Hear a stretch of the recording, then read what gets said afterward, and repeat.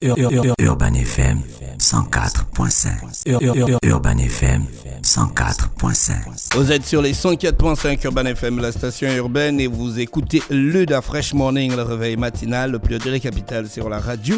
La pilote de la capitale dans le studio, on a Maître Gilles Lépébé qui est conseil juridique agréé. Je ne sais pas ce que ça veut dire. Il est avec nous dans le studio. Monsieur Lépébé, bonjour. Bonjour Da Fresh. Comment tu vas? Ça va très bien. Tu as la forme. Rapproche-toi du micro s'il te plaît pour que j'ai une meilleure qualité d'écoute. René Ruth. Pourquoi tu regardes monsieur Gilles Lépébé comme ça? Parce que j'ai hâte d'écouter ce qu'il va dire.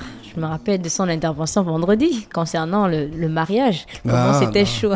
Non, il ne parlait pas du mariage, il parlait du droit. Il parlait du droit, en fait, en général, mais c'est par rapport à le droit, par rapport parce qu'on avait des questions juridiques qui concernaient le mariage. Mais justement, en fait, je parle de ça, le droit par rapport au... Il a parlé du mariage. Vous avez trop la longue bouche dans votre pays. Oh. On n'est pas très loin de ça aussi. Je suis désolée. Voilà. Monsieur Lépébé, bonjour. Bonjour. Faut pas t'occuper des gens qui ont la longue bouche. C'est mérite à la longue bouche. Alors, tu es conseil juridique agréé, ça veut dire? Le conseil juridique. S'il vous plaît, rapprochez-vous du micro. Ayez une attitude de juriste. Face au micro. Voilà, face au micro. J'ai oublié où j'étais, quoi. Ouais, ok. La dernière fois, c'était quand? En 2016, hein, Fallon? Pour Elle Voyage à vol d'esprit. Oui, un voyage à vol d'esprit. Qui est là dans nos murs, mais il faut passer commande. Ouais. Fallon. Alors, donc, on parle de conseil droit. Juridique agréé. Conseil. Le conseil juridique agréé. Voilà. Ça veut dire quoi exactement? Le conseil juridique agréé est un professionnel juridique, au même titre que l'avocat ou le notaire, et dont les compétences sont même à cheval entre le notaire et l'avocat. Qui vous donne l'agrément, on dit quoi, l'agrément, hein? Oui, l'agrément. Qui vous donne l'agrément? C'est la tutelle, le garde des Sceaux. D'accord, le ministre de la Justice, c'est ce qu'on appelle. Voilà. C'est lui qu'on appelle le garde des Sceaux. D'accord, vous faites quoi? Sous le pouvoir disciplinaire de qui je suis placé. Ça veut dire que si je commets des impairs dans le cadre de l'exercice de ma profession, je devrais déférer directement au garde des Sceaux, qui pourra par délégation désigner un magistrat de la chancellerie pour m'auditionner. Ça veut dire que s'il y a une plainte qui est portée contre moi, mais le procureur de la République n'est pas compétent pour m'entendre. D'accord, Parce que les magistrats d'une juridiction, il n'y a qu'un magistrat de la chancellerie qui peut m'entendre, m'auditionner par délégation du garde des Sceaux lui-même. Et vous faites quoi exactement? Le conseil juridique, vous conseillez qui par rapport à quel sujet? Le conseil juridique. Le conseil juridique, à ne pas confondre avec le conseiller juridique. Voilà. Quand bien même un conseil juridique peut être conseiller juridique. Bien sûr. Dans un cadre réglementaire. Selon les dispositions de l'article 2 de la loi qui organise la profession du conseil juridique, en tant que professionnel juridique, je suis compétent pour donner toute consultation en toute matière juridique. Que ce soit en matière sociale, en matière civile, en matière pénale, ouais. Voilà, justement. Matière financière. Effectivement, c'est très distendu. Et les conseils juridiques, c'est qui? C'est Ernst & Young, Deloitte, Price, et j'en passe. D'accord. Vous êtes situé où à Libreville? Je suis à Likwala. Vous avez des bureaux? Bien sûr. À l'avenue Pierre-Louis Agonjo-Kawe, donc entre la descente, juste en face de chez la Mama là. Oui, je vois. La ruelle là qui va... Jusqu'au Carrefour Sni. Carrefour Sni, effectivement. D'accord. Donc il y a un immeuble R+2 là, qui jouxte à l'église dont la concession... C'est sur la voie principale, vous ne pouvez pas vous tromper. Dans la concession est mitoyenne à l'église Assemblée de Dieu. Voilà, exactement. Donc avant de me marier, je peux venir vers vous pour savoir quel régime choisir. Régime choisir, la forme du mariage, monogamie, polygamie, et les conséquences qui sont liées à... En fonction de ton statut, de ton profil. La majorité de vos clients viennent vous poser des questions sur quel sujet exactement? Quelles sont les principales préoccupations que vous rencontrez au quotidien? Je sais qu'il y a beaucoup, mais qu'est-ce qui revient de plus en plus? Social, le foncier. Ouais, énormément. Voilà, sur les questions contractuelles, création d'entreprise, gestion, et voilà, pour l'essentiel, quoi. D'accord. Voilà. Beaucoup de foncier, beaucoup de social. Voilà. Quelles sont les erreurs que les gens font par rapport au foncier? Déjà contracté sans titre.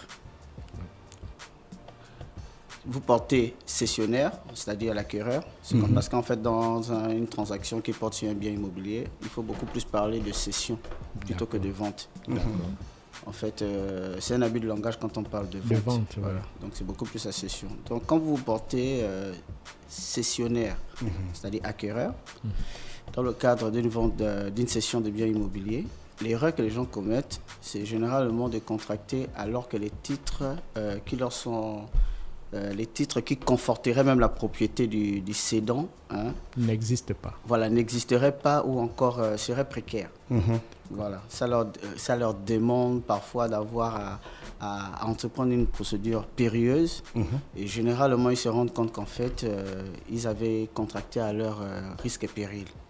C'est l'erreur qu'ils commettent. Dépit du fait qu'ils aient par exemple par la suite investi, parce que je vois souvent par exemple dans des zones qui ne sont pas encore fortement habité, une personne qui veut acquérir un terrain, on lui dit, bon, le vendeur lui dit, bon, je fais la transaction, mais qui est validée par le chef de quartier.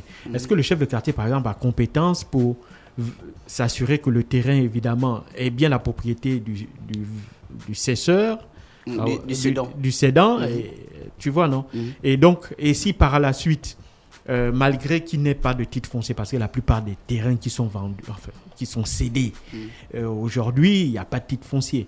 Est-ce que si par la suite, la personne bâtit une maison, par exemple, ou un bien immobilier dessus, quel est le risque pour lui? En principe, le titre qui conforte le mieux la propriété d'un bien immobilier, c'est le titre foncier.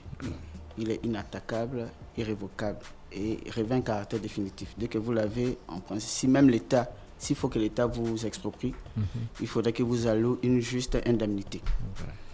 Et à défaut, si vous n'avez pas un titre foncier, vous pouvez avoir un réquisitoire d'immatriculation. C'est une décision de justice qui est rendue par le président du tribunal. Parce que la procédure, elle est à la fois administrative et judiciaire. Ah, voilà. D'accord. Maintenant, au pire des cas, puisqu'on fait aussi dans le social, le droit à la propriété étant érigé au rang des principes constitutionnels, tout Gabonais devrait avoir un logement. Et à défaut d'avoir un titre foncier ou un réquisitoire d'immatriculation, pour vous prévaloir d'un arrêté vous attribuant une parcelle. Arrêté fixé par qui? Par l'autorité des régulations, l'ANUTTC. D'accord. Voilà, ce sont eux qui ont habilitation pour vous porter attributaire. Mais attributaire ne veut pas dire propriétaire. Oui. Voilà, c'est un titre provisoire.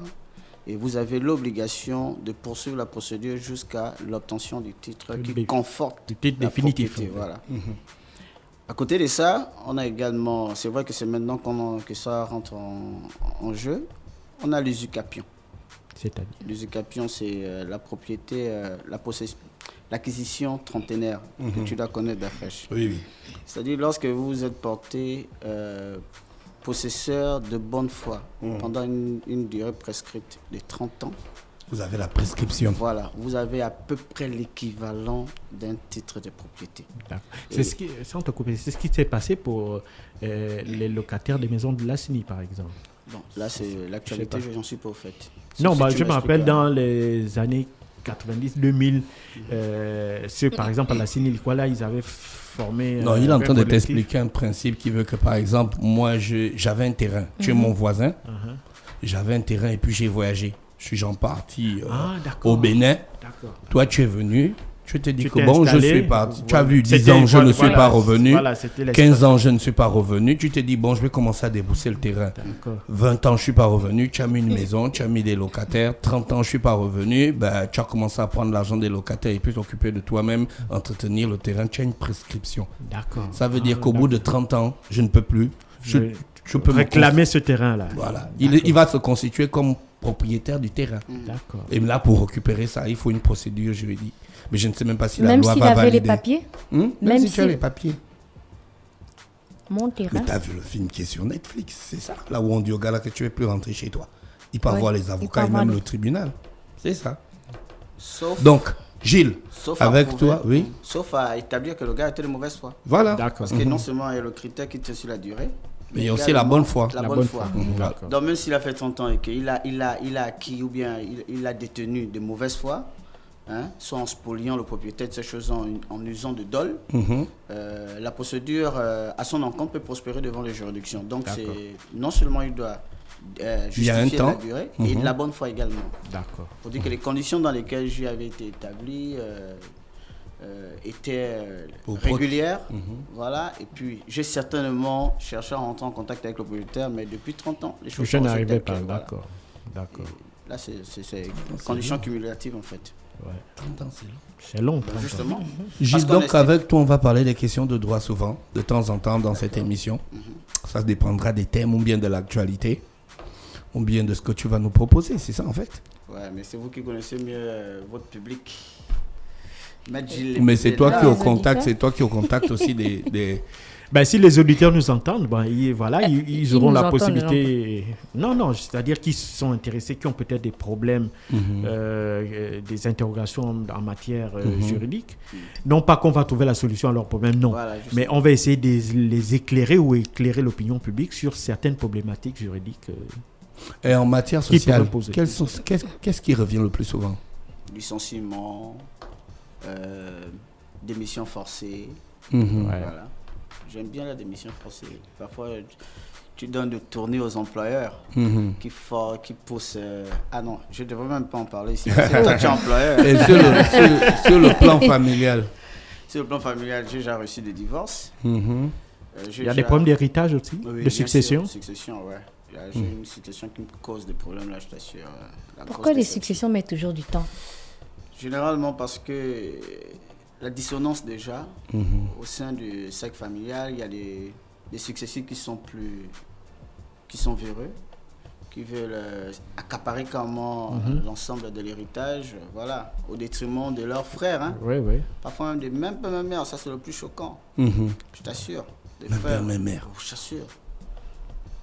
Pour peu que la mère ne soit pas liée maritalement avec le père, c'est-à-dire ils n'ont pas contracté un mariage, voilà, sur le plan légal. Donc elle n'a quasiment rien à dire. Et les frères entre eux, je dis que c'est la guerre, quoi. Ouais. Et vous êtes là, vous dites, attends, finalement le lien du sang n'est plus fort que tout, quoi. Et donc, je reçois l'essentiel en matière civile. Les successions, tout ce qui est expropriation, les procédures devant le juge de référé, les procédures d'urgence. Il n'y a pas les discussions des enfants? Si, quand on... Oui, la garde d'enfants. Les gardes juridiques. Les gardes. Voilà, les gardes juridiques aussi, ça vient. Même les pensions alimentaires, tout ça. Un papa démissionnaire, machin, tout ça. Et puis, voilà. C'est ce qui vient de manière... Bon, pas récurrente, hein, mais ce sont les procédures que je reçois. D'accord. Voilà. Le cabinet existe depuis combien de temps? On appelle ça un cabinet, non? Oui. Je préfère dire bureau d'études juridiques et d'affaires. Ça existe depuis combien de temps? Depuis juin 2017. Donc en 2022, là, le 18 juin 2022, Génie Consultant, c'est le nom du cabinet. Génie Consultant fera 5 ans. Aura 5 ans. Et j'espère que d'ici là, on va faire coïncider ça avec... parce que nous sommes en train d'organiser avec le concours du ministre du Commerce, via la direction générale des PME, la tenue de l'entrepreneuriat de jeunes qu'on veut faire coïncider aussi avec l'anniversaire de Génie Consultant. D'accord. Merci Gilles Lépébé d'avoir accepté notre invitation ce matin. On va se retrouver peut-être, si possible, la semaine prochaine, mardi, à partir de 8h30 sur les 104.5 Urban FM, la station urbaine des gens. Je te souhaite de passer une bonne journée à l'écoute des programmes d'Urban FM. Merci, Dafresh. Urban FM 104.5.